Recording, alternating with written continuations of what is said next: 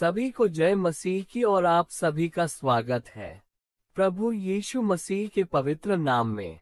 जैसा कि मेरे प्रिय हिंदू और मुस्लिम भाई बहन यह कहते हैं कि बाइबल में विरोधाभास है और कई वचनों को कोट करके यह साबित करने की कोशिश करते हैं, तो आज फिर से उनके द्वारा बाइबल पर उठाए गए एक सवाल का जवाब लेकर आया हूँ।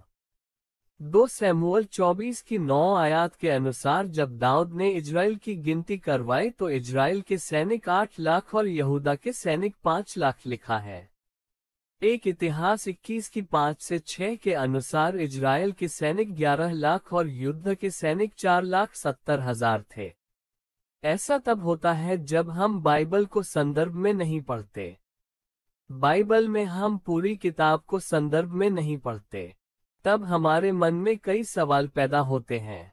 अगर हम आगे पीछे से पढ़े बिना और बाइबल को जाने बिना सवाल करते हैं तो यह एक मूर्खता होगी, क्योंकि आपको इस बात का ध्यान रखना पड़ेगा कि बाइबल का मतलब है पुस्तकों का संगठन, जो बहुत सारी पुस्तकों को मिलाकर बनी है और इसके लेखक 40 हुए हैं और बाइबल को बहुत टाइम के बाद इन सब को मिलाकर एक किया गया है।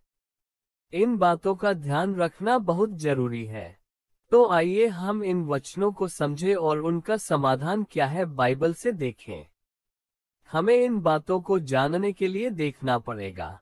एक इतिहास 27 उसकी 1 आयत से 15 यहाँ पर हमें 2,88,000 सैनिकों के बारे में पढ़ने को मिलता है और 2 इतिहास 1 की 14 को पढ़ेंगे तो यहाँ हमें 12,000 और सैनिकों के बारे में पढ़ने को मिलता है। अब इन दोनों संख्याओं को जब हम 8 लाख में मिलाएंगे तो 11 लाख पूरा हो जाता है।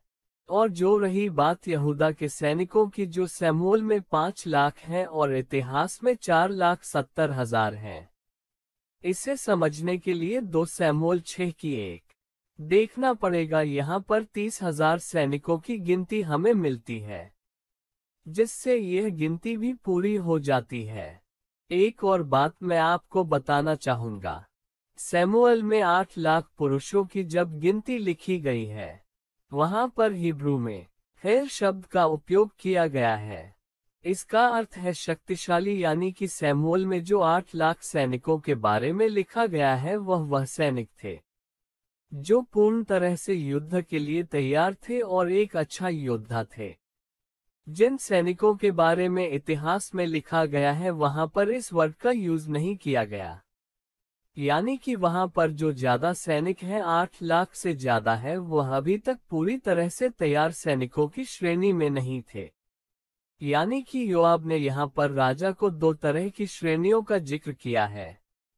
एक तो वह है जो पूरी तरह से तैयार है और एक वह है जो अभी पूरी तरह से तैयार नहीं है। बाइबल में कोई भी विरोधाभास नहीं है, बस बाइबल को हमें संदर्भ में समझने की जरूरत है।